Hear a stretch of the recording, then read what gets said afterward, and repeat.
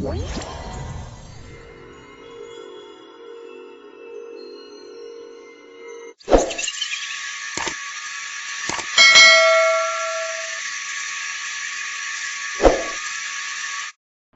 वालेकुम dear viewers, क्या हाल चाल है। उम्मीद है आप सब खैरियत से होंगे।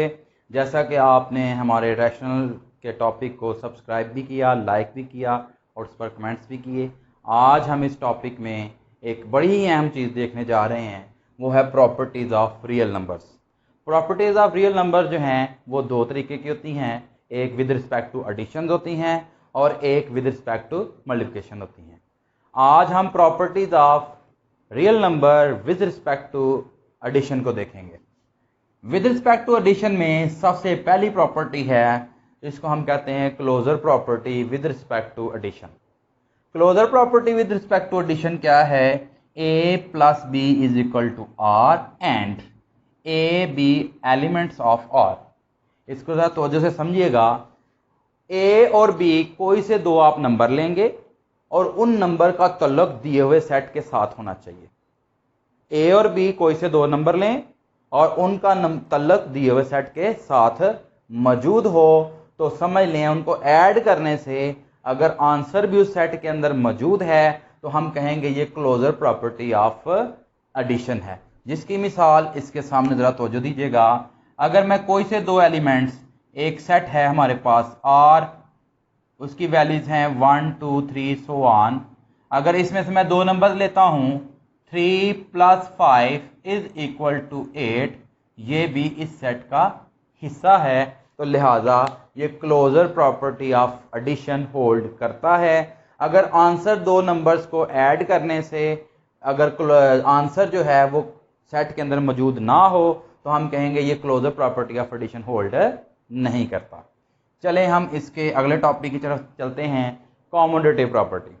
याद रखिएगा एडिशन में 5 + 6, अगर मैं एक एग्जांपल लेता हूं उसका आंसर आता है 11, तो अगर मैं 6 + 5 करूं तो उसका आंसर भी 11 होगा। तो अगर ये दोनों साइडें जो हैं आंसर उनका इक्वल हो, फिर उसमें एक ही शर्त आपने ध्यान में रखनी है कि जो एलिमेंट्स हैं वो उस सेट के अंदर होने चाहिए और उसका आंसर भी जो है वो सेट के अंदर से ही निकले, तो इसको हम कहेंगे ये commutative property of addition hold करता है। अगर आंसर सेट के अंदर मौजूद नहीं है तो commutative property of addition hold नहीं करता।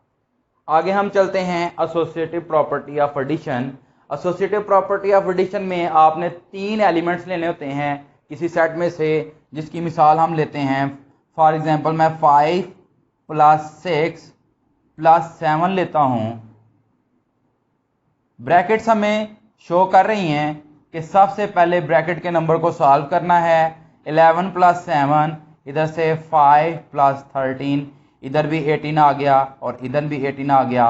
अगर 18 जो है वो दिए हुए रियल नंबर्स के सेट के अंदर मौजूद है तो हम कहेंगे associative property of addition hold करता है।